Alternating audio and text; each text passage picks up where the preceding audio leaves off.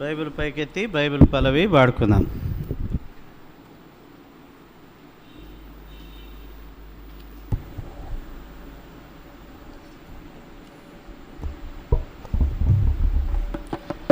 గ్రంథ వాగ్దానంబులన్నీ నావే,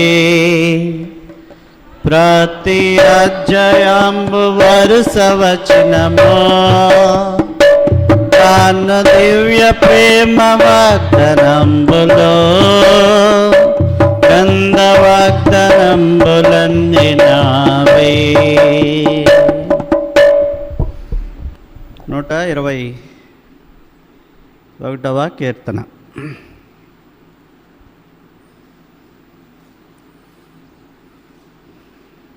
కీర్తన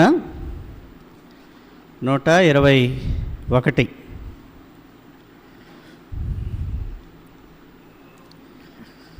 కీర్తన 121.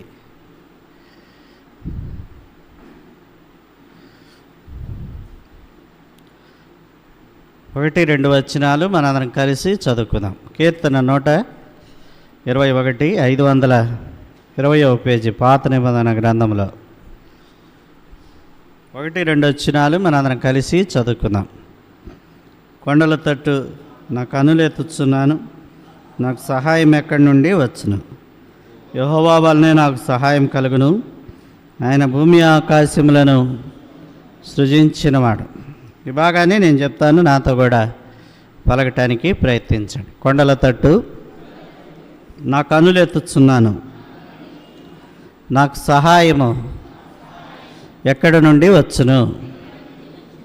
యెహోవా వలనే నాకు సహాయం కలుగును. ఆయన భూమి ఆకాశములను సృజించినవాడు. ఈ భాగాన్ని మనం గమనించినట్లయితే రాజైన దావీదు రాజు కాక పూర్వము రాసిన భాగంలాగా కనపడతా ఉంది. అక్కడ యాత్రా కీర్తన అని రాయబడతా ఉంది. తన యాత్రలో ఉన్నప్పుడు చాలా కీర్తనలు దావీదు రాస్తా వచ్చాడు. బైబిల్ పండితుల యొక్క అభిప్రాయం ప్రకారం ఏమిటంటే దావీదు మంచి సాహిత్యకారుడు, అంటే వర్ణన అనేది చక్కగా తెలిసినవాడు. అందుకని 121వ కీర్తన గురించి కూడా చాలామంది ఏమంటారంటే అలంకారప్రాయంగా కొండ అనే మాట వాడాడు అని అంటారు. పరిశుద్ధ గ్రంథమైన బైబిల్ గురించి మీ అందరికీ తెలిసిందే. ఇది ఒక మనిషి రాసింది కాదు, ఒక సందర్భంలో రాసింది కాదు. అనేక రకాలైన వ్యక్తులు అనేక కాలాల్లో రాసిన సంగతులు. అందులో దావీదు రాసిన సంగతులు కూడా చాలా ఉన్నాయి. కీర్తనలు కూడా ఆయన చాలా కీర్తనలు రచిస్తూ వచ్చాడు. ఆయన గురించి మాట్లాడుకోవాలనంటే ఇక్కడ కొండ అనే మాట వచ్చింది కాబట్టి ఈ విషయం గురించి మీరు అందరూ కూడా వినటం మంచిది. కొండ అనంటే ఏ కొండ గురించి అని మాట్లాడుతున్నాడు. హైందవులంగా భారతదేశంలో పుట్టిన మనందరికి కూడా చాలా కొండలు ఉన్నాయి. ఏమా ఉన్నాయా? సహజంగా కనుక మీరు గమనించినట్లయితే అనే దేవతలు దేవుళ్ళు అనబడే వాళ్ళందరూ కూడా కొండల మీదే ఉంటారు. ఎందుకు ఉంటారు నాకు ఇంతవరకు తెలియలే. తెలుసా మీకేమన్నా? ఎక్కడైనా చూడండి, సింగరాయ కొండ ప్రకాశం జిల్లా వాళ్ళకి తెలుసు, సింగరకొండ, తర్వాత తిరుపతి కొండ, ఇట్లాంటి కొండలు చాలా ఉన్నాయి. ఇక్కడ ఈయన కూడా కొండ అనే మాట వాడుతూ వచ్చాడు. అంటే చాలామంది చెప్పిన దాని ప్రకారంగా వారి అభిప్రాయం ఏమిటంటే కొండ అనే మాట అలంకారప్రాయంగా వాడాడు కానీ ఆయన వేరే వాటి గురించి మాట్లాడింది కాదని అంటాడు. కాబట్టి ఆయన రాసిన సంగతుల్లో చాలా విషయాలు చాలా నిగూఢమైన అర్థముతో ఉంటాయి అన్నమాట. ఆయన అంటాడు, కొండల తట్టు నా కనులెత్తుచున్నాను, నాకు సహాయం ఎక్కడి నుండి వచ్చును. ఇది ప్రశ్నార్థకం. కొండల వైపు కనులెత్తితే నిజంగా మనకి సహాయం వస్తుందా? ఈయన మాట్లాడిన కొండ ఏ కొండ అనంటే, కొండ అని అనగానే ఇక్కడ 2 విషయాలు వ్యతిరేకమైనవి, కానీ వాళ్ళ దగ్గర కూడా వెళ్ళిన వాడు కాదు. ఈయన దృష్టి ఈయన ఆలోచన ఆలోచన అంతా కూడా వెనకొచ్చే శత్రువు మీద లేదు, సహాయం చేసే మనిషి మీద లేదు. కానీ ఈయన ఆలోచన అంతా కూడా ఎవరి మీద ఉంది? ఈయన దృష్టి ఎవరి మీద ఉంది? దేవుడి మీదే, యెహోవా మీదే. కాబట్టి మన జీవితంలో ఎన్ని శ్రమలు సంభవించినప్పటికీ, ఎన్ని శోధనలు మన జీవితంలో సంభవించినప్పటికీ మన దృష్టి, మన ఆలోచన దేవుడి మీదే ఉండాలి. కానీ ఏ మనిషి మీద కూడా ఉండటానికి వీలు లేదు. ఇది మనం అర్థం చేసుకోవాలి. విశ్వాసి అనబడే వాడికి మరి నైతికపరమైన నిబంధనలు ఉన్నాయి అనే మాట కనుక ఒకవేళ మాట్లాడుకోవాల్సి వస్తే వాటిని ఇవ్వడం. నిజమైన విశ్వాసం కలిగిన వాడు ఏనాడు కూడా మనుషుల వైపు చూడడు, మనుషుల మీద ఆధారపడడు, మనుషులను నమ్ముకొనడు. దావీదు యొక్క జీవితం మనకు అర్థం చేసేది. యాత్రలో ఉండి ఆయన రాసిన యొక్క కీర్తన ఆ సంగతిని మనకి జ్ఞాపకం చేస్తూ ఉంది. ఎప్పుడైనా కూడా మన జీవితంలో ప్రభు నీవే నాకు సహాయకుడు. ఎవరు ప్రభు మనకి చెప్పండి? సహాయకుడు. అందుకే ఎబ్రీ పత్రికలో కూడా ఒక మాట్లాడతాడు. రండి, దయచేసి పౌలు గారు ఎబ్రీ సంఘానికి రాసిన ఒక మాట్లాడతాడు. ఎబ్రీలకు రాసిన పత్రిక 4వ అధ్యాయము 16వ వచనం. ఎబ్రీలకు రాసిన పత్రిక 4వ అధ్యాయము 16వ వచనం. కనుక మనం కనికరింపబడి సమయోచితమైన సహాయం. ఏ సహాయం అంటే చెప్పండి? ఆ సమయానికి ఏదైతే మనకి ఉచితంగా అనిపిస్తుందో, లేదా మనకు అవసరం అనిపిస్తుందో, లేదా అక్కర అనిపిస్తుందో, అటువంటి సమయోచితమైన సహాయం కొరకు కృప పొందినట్టు ధైర్యంతో కృపాసనకు చేరుదుము. ఎక్కడ చేరాలంటే ధైర్యంతో ఏదో ఒక మనిషి దగ్గరికి చేరుదు, ధైర్యంతో ఏదో ఒక అధికారి దగ్గరికి చేరుదు, ధైర్యంతో ఇంకెక్కడైనా చేరుదాం దారిగా. ఆయన చెప్పిన మాటకి ఏదో చెప్తున్న మాటకు కూడా చాలా దగ్గర సంబంధం కనపడతాం. ఎక్కడికి చేరాలంటే మనం సమయోచితమైన సహాయం కొరకు ధైర్యంతో ఎక్కడ పోవాలి? వెళ్ళేదము మరి ధైర్యముతో కృపసనము చేరదు. వెళ్ళేదము మరి ధైర్యముతో కృపసనము చేరదు. అక్కడికి వెళ్ళేటప్పుడు కూడా మనం ధైర్యంగా వెళ్ళాలి. అర్థమవుతుందండి? తల దించుకోవాలి. ఇంకట ఎవరు ధైర్యంగా వెళ్ళగలరు? ఎవరైతే తన అవసరత అక్కడిని బట్టి కేవలం ప్రభు మీదే ఆధారపడతారు, కేవలం ప్రభు మీదే విశ్వాసం ఉంచుతారు, కేవలం ప్రభునే నమ్ముకుంటారు, వారు మాత్రమే ధైర్యంతో నా కృపాసనకు. కాబట్టి మన జీవితంలో వచ్చే ప్రతి పరిస్థితి ప్రభు ఎరిగిదాక. దావీదుకి అన్ని శ్రమలు వచ్చినా, అంత కష్టం వచ్చినా, అంత తీర్పు వచ్చినా, అంత ఇబ్బందులు వచ్చినా, శత్రువు ఒకడు భయంకరమైన వ్యక్తి వెనకబడి నడుస్తున్నా కూడా దావీదుని కాపాడింది ఎవరు? దేవుడే. దేవుడే అనుమతించాడు, దేవుడే కాపాడుతాడు. ఏనాడు కూడా దావీదు ఎక్కడా కూడా రాజీ పడిన వాడు కాడు. రాజీ పడిన జీవితం దావీదులో కనపడదు. చాలా సందర్భాలు విశ్వాసంగా మన జీవితాలు ఏం చేస్తామంటే చిన్న చిన్న కష్టం వచ్చినప్పుడు, చిన్న చిన్న ఎత్తి ఇబ్బంది వచ్చినప్పుడు మనుషులను ఆశ్రయించడం మాత్రమే కాకుండా, వెళ్ళకూడని వారి దగ్గరికి వెళ్ళటం మాత్రమే కాకుండా రాజీ పడిపోతాం. ఏం చేస్తామంటే రాజీ. ఈ విషయాలను మనకు తెలుసు. కృపాత్మకు వెళ్తే సమయోచితమైన సహాయం మనకు దొరుకుతుంది. మీ జీవితాలు అదంతా కూడా మీ అనుభవపూర్వకమైనది. ఏనాడైనా మీరు ప్రభు దగ్గరికి వెళ్ళినప్పుడు ప్రభు మీకు సహాయం చేయలేదా? చేశాడా? ఎప్పుడు వెళ్ళారు మీరు ప్రభు దగ్గరికి? మీరు గుర్తుంచుకోండి. అవన్నీ ప్రయత్నాలు చేసిన తర్వాత ప్రభు దగ్గరికి వెళ్తే నీకు బ్రతకలేను. అర్థమైందా? కొంతమంది ఏం చేస్తారంటే అన్ని ప్రయత్నాలు చేస్తారు, ఇంకా తన ప్రయత్నం తాను చేస్తా, ప్రార్థన చేస్తారు. అటువారికి కూడా సహాయం దొరకదు. ఎవరికి సహాయం దొరుకుతుంది? ఏ ప్రయత్నం చేయకుండా కేవలం ప్రభువు మీదే ఆధారపడే వాళ్ళకి సహాయం. బైబిల్లో చాలా మంది ఆ రీతిగా ప్రభు దగ్గరికి వచ్చిన వాడు ఈ మాట అంటున్నాడు కదా అపోస్తలుడైన పౌలు గారు ఏమంటున్నాడు? సమయోచితమైన సహాయం కొరకు మనం ఎక్కడికి వెళ్ళాలి? కృపాసనకు వెళ్దామని అంటున్నాడు. ఆయన దగ్గరికి వెళ్దాం, ఆయన సింహాసనం దగ్గరికి వెళ్దాం, అక్కడ కృప ఉందని అంటున్నాడు. చూడండి, విధవరాలు వచ్చిందే, విధవరాలేదా ఆవిడ? మాట చదువుతుంది. మత్తయి సువార్త 15వ అధ్యాయం, మత్తయి సువార్త 15వ అధ్యాయం 25వ వచనం. కనాను స్త్రీ 15:25. అయినను ఆమె వచ్చి ఆయనకు మొక్కి, ప్రభువా, ఏమంటుందండి? నాకు సహాయం చేసి. ఎక్కడికి వెళ్ళలేదు, ఇంకా వెళ్ళినట్టు రాయబడలేదు కాబట్టి వెళ్ళి తను గురించుకోవడానికి లేదు. ఏమైంది తన కుమార్తెకి? చెప్పండి అండి, ఏమైంది? దెయ్యం పట్టింది. అదే దెయ్యమో తెలియదు, మరి భయంకరమైన దెయ్యం, అది వదలగల. కాబట్టి ఈవిడ సమయోచితమైన సహాయం కొరకు ఎక్కడికి వచ్చింది? ప్రభు దగ్గరికి వచ్చింది. ఏమంటది? ప్రభు నాకు సహాయం చేయి. ఏమంటది? ప్రభు నాకు సహాయం. పదే అడుగుతా ఉంది, పదే మాట్లాడుతూ ఉంది. ఈ మాటే, ప్రభు నాకు సహాయం, ప్రభు నాకు సహాయం.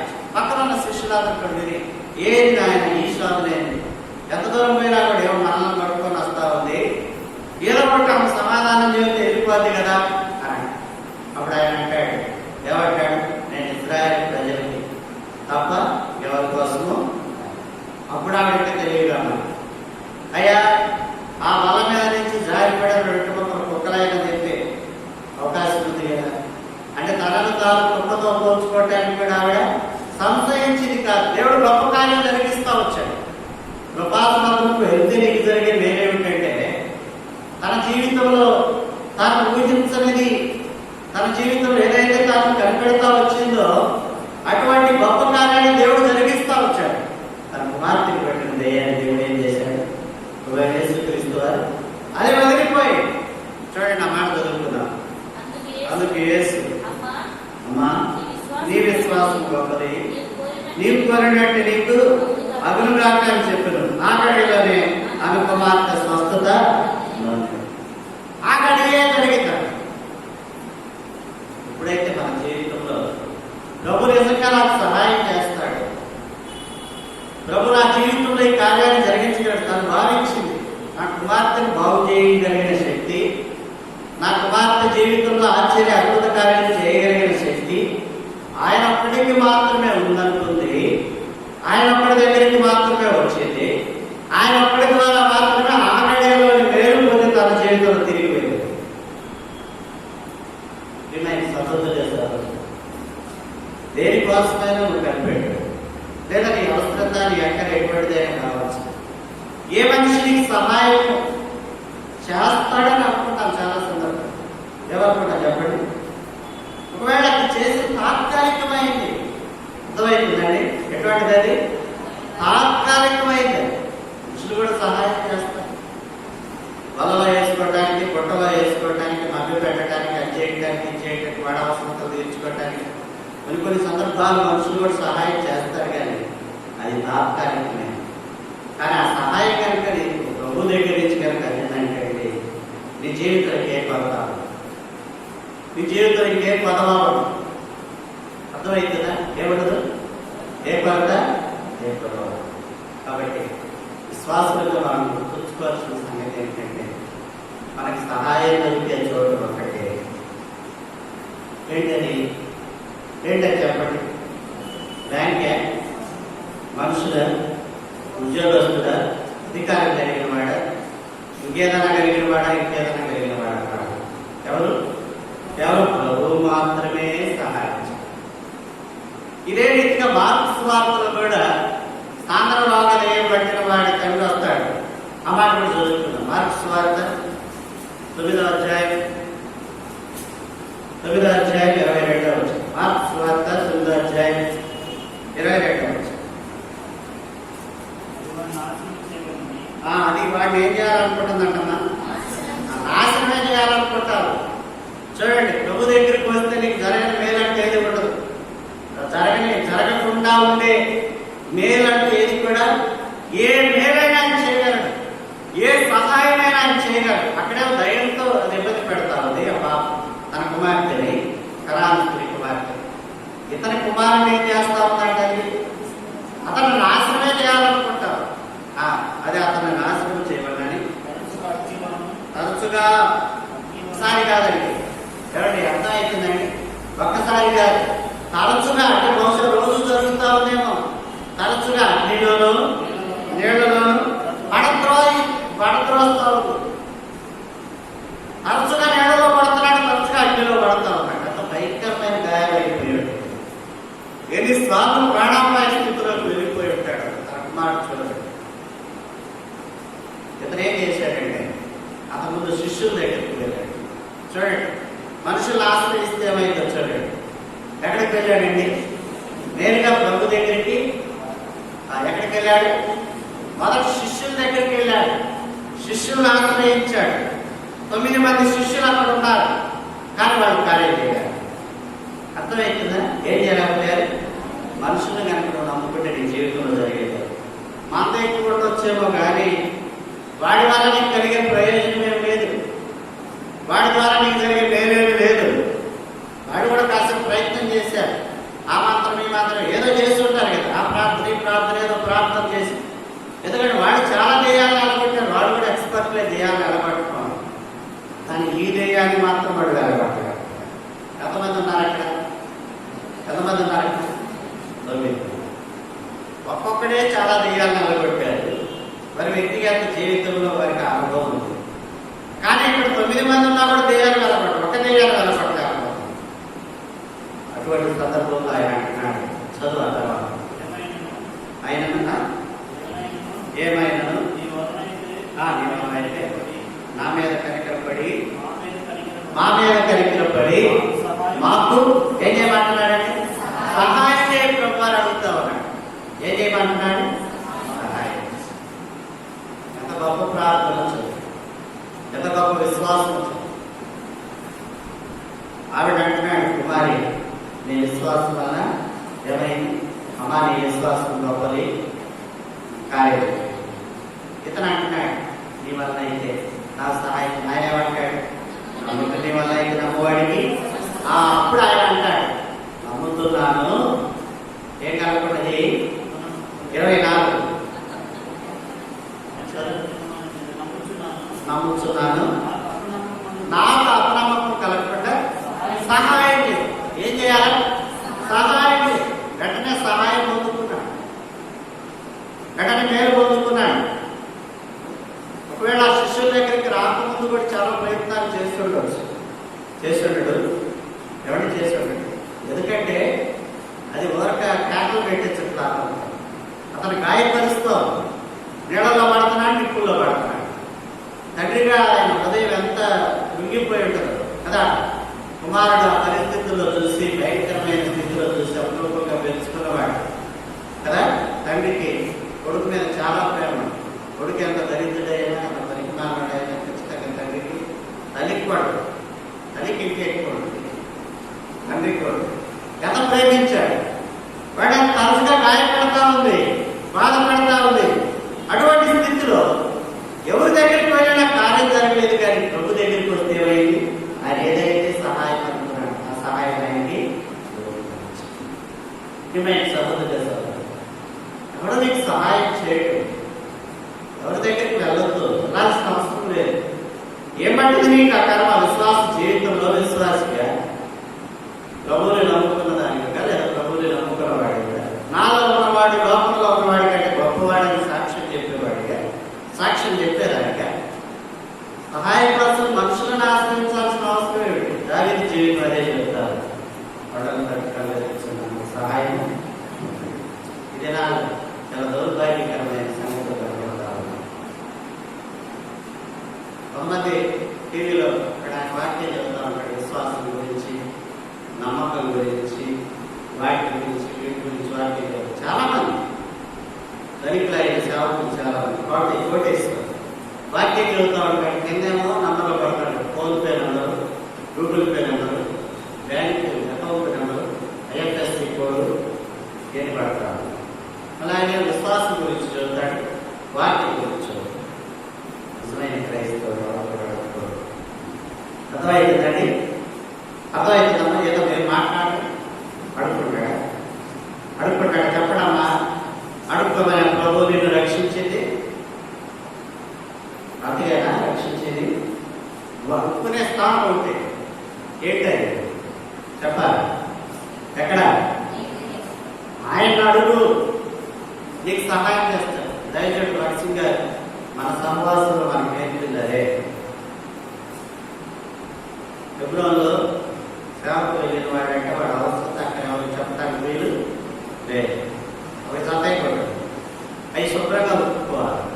మళ్ళీ ఇస్త్రీ చేసినట్టు ఉండటానికి కానీ చక్కగా మడుచుకుని తల కింద పెట్టుకొని పడుకోవాలి. మళ్ళీ ఇస్త్రీ చేసినట్టే పడుతుంది. అర్థమవుతుందండి? సబ్బు లేకపోయినా లేనట్టు ఉండకూడదు, నూనె లేకపోయినా లేనట్టు ఉండకూడదు, గుడ్డలు ఇస్త్రీ లేకపోయినా లేనట్టు ఉండకూడదు. అంటే ఉన్నట్టే కనపడాలి. ఎవరిని అడగటానికి లేదు, చేయి దాచడానికి లేదు. అడుక్కోవాల్సింది ఒకటి ఎవరిని? ఎవరు చెప్పండి? అదే దయచేసి భక్సి గారి. అందుకే నా సహవాసం ఏదైనా అవసరత అక్కడ ఉన్నప్పుడు ప్రార్థన చేయమంటాను కానీ ఇవ్వటం ఎప్పుడన్నా సమర్పించుకోండి అనే మాట గొప్ప మాట. అర్థమైనా? సమర్పించుకోండి అనే మాట అది చాలా పెద్ద మాటే. అంతేగాని వేరే విధంగా అంటే వేరే వాళ్ళు విమర్శించడం కాదు. అడుక్కునేవాడు విశ్వాసే కాదు, అడుక్కునేవాడు అసలు సేవకుడే. ఏమొచ్చింది? 50 కోట్లు దొరికినాయి అంట ఒక ఆయన. నోట్లో మారినప్పుడు నోట్లు రద్దు చేశాడు కదా మోడీ గారు అధికారంలోకి వచ్చి. వాడి దగ్గర 50 కోట్లు దొరికినాయి. ఒకటి దగ్గర 50 కోట్లు దొరికినాయి. ఇప్పుడు డిజిటల్ అని పెట్టి అక్కడ ఇక్కడ పెట్టి సంఘాలని దేవుడు సేవ పోటీ చేసే పరిస్థితి 50 కోట్లు దొరికినాయి. వచ్చినాయి ఒక ఆమె ఇతర వాక్యం చెప్తా ఉందంట. ఏదో మందిరం కడుతున్నా, ఏదో 44 రోజుల మందిరం, 40 రోజుల మందిరం అంటే ఏమేం చేసి కొడుకు తెలియకుండా 16 రోజుల డబ్బులు ఇచ్చినట్టు. చూడండి మనవాళ్ళు ఎంత అమాయకులు ఉంటారు. విశ్వాసం క్రైస్తవులు ఈ రకంగా ఒప్పుకోవటానికి కాదు, ఈ రకంగా ఒప్పుకోలేడు. ఎవడు అన్నావడని ఏదన్నావడని నాకు సహాయకర్త ఎవరు, నాకు సహాయం చేసేవాడు ఎవడు, నాకు మేలు చేసేవాడు ఎవరు చెప్పండి? దేవుడే. ఎప్పుడైతే ప్రభువే నాకు సహాయకుడు, ప్రభువే నాకు సహాయం చేయగలడు, నా మేధస్సు నాకు సహాయం చేయడు, నా జ్ఞానం నాకు సహాయం చేయదు, నాకు ఇంకెవరు కూడా సహాయం చేయదు, నా దగ్గర ఉన్న డబ్బులు కూడా నాకు సహాయపడేది కాదు, కేవలం నాకు సహాయపడేది ఎవరు చెప్పండి? ప్రభువే అనే ఆలోచనలోకి ఎప్పుడైతే వస్తావో నీ జీవితంలో దేవుడు గొప్ప ఆశ్చర్యమైన కార్యాలు చేస్తాడు. అప్పటి వరకు అయితే ఈ భావనలోకి నువ్వు రావు. నీ జీవితంలో దేవుడి ద్వారా ఏ సహాయం నీకు సహోదరు ఒకవేళ నీ చూపు కనుక మనుషుల మీద ఉంటే, నువ్వు కనుక మనుషుల మీద ఆధారపడే దౌర్భాగ్యకరమైన స్థితిలో ఉండి నేను విశ్వాసం అనుకుంటే నీకు రక్షణ లేదని అనుకోవట్లేదంటే దానికి పెద్ద ప్రమాణాలు అవసరం. బైబిల్ అంటే విశ్వాసంతో ముడిపడింది కదమ్మా. ఏమన్నా అవునా కాదు?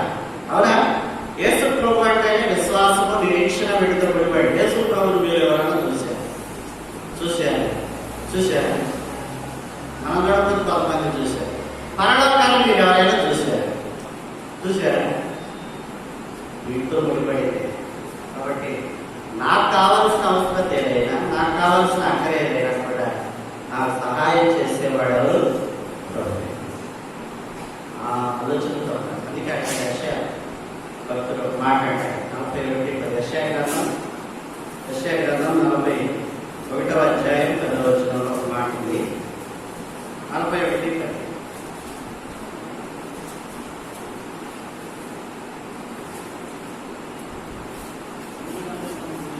అంత దూరం నేను చదివే కానీ మధ్యలో చదువుతాను. నేను నీతో చెప్పి ఉన్నాను, నీకు తోడై ఉన్నాను, భయపడకు నేను నీ దేవుడినై ఉన్నాను, దిగులు పడకు నేను నిన్ను బలపరుతును, నీకు సహాయం చేయవాడు కూడా నేనే, నీతి అను నా రక్షణాస్పత్తి నిన్ను. అమ్మ ఇటువంటి ఏ బాండు పేపర్ మీద రాసిన మాటల కంటే కూడా విలువైన మాట, ఎన్నో రకాల ప్రమాణ పత్రాల కంటే విలువైన మాట. ఏమంటున్నాడు? భయపడకు, దిగులు పడకు. ఏం చేస్తాడంటే నీకు సహాయం చేయవాడు నేనే. ఎవరెవరి మీద ఆశలు పెట్టుకున్నావేమో, ఎవరెవరి మీద ఆధారపడ్డావేమో, నా కుమారుడా, నా కుమారి, ప్రభు చెప్తున్నాడు, నువ్వు భయపడకు, దిగులు పడకు. ఏం చేస్తాడంటే నీతి అని నా దక్షిణ హస్తంతో నిన్ను ఆదుకుంటాడు. ఏం చేస్తాడు చెప్పండి? ఆదుకుంటాడు. ఆయన ఆదుకుంటాడు. ఎవరెవరో ఆదుకోవాల్సిన అవసరం లేదు.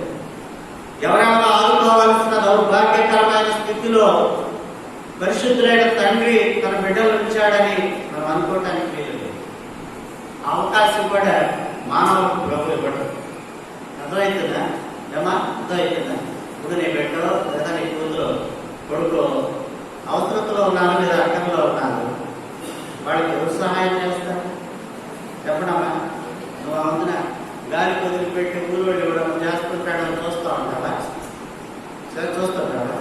ఏం చేస్తావు? చివరి కొనలాన్ని అప్పైనా తీసుకొచ్చి వాడు ఆదుకోవాలి. ఎందుకు? వాడు అవసరతలో ఉన్నాడు, వాడు అక్కడలో ఉన్నాడు, వాడు ఇరుగులో ఉన్నాడు, ఇబ్బందిలో ఉన్నాడు, నా కొడుకు అని నువ్వు ప్రయత్నించవా? ప్రయత్నిస్తారా?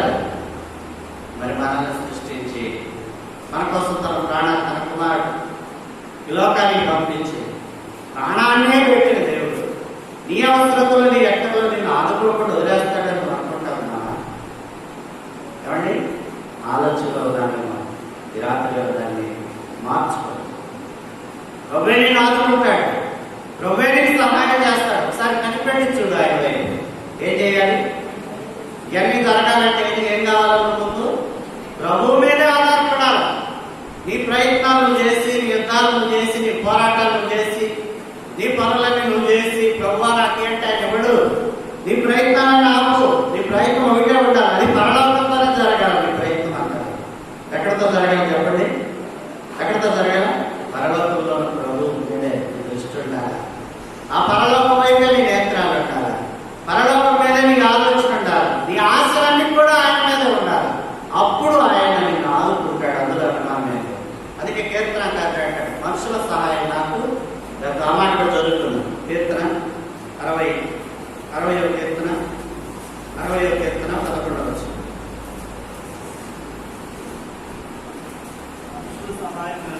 ఏం కావాలా చెప్పడమా?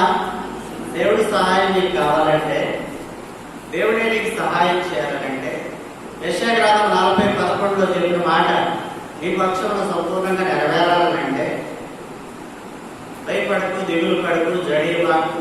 ఏం చెప్పాడు? నీతి దక్షిణ హస్తంతో నేను ఆదుకుంటాను.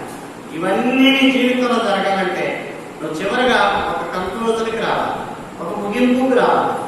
ఏ ముగింపు అది చెప్పండి? మనుషుల సహాయం నాకు వ్యర్థం, శత్రువులు జయించుటకు మాకు సహాయము దయచేయి. ఈ మనుషుల సహాయాన్ని వ్యర్థమే. చాలా మంది సౌలుకు వ్యతిరేకంగా ఉన్నవాడు చాలా మంది ఉన్నారు ఆ దినాలు. వాళ్ళు ఇంకా బలవంతులు. అర్థమవుతుందండి? వాళ్ళు చాలా బలవంతులు. సౌలుకి, ఇజ్రాయేల్ ప్రజలకు వ్యతిరేకమైన వాడు చాలా మంది ఉన్నారు. ఒకవేళ వాళ్ళ దగ్గరికి వెళ్ళి ఉంటే దావీదు పరిస్థితి ఏమై ఉండేదో తెలియదు.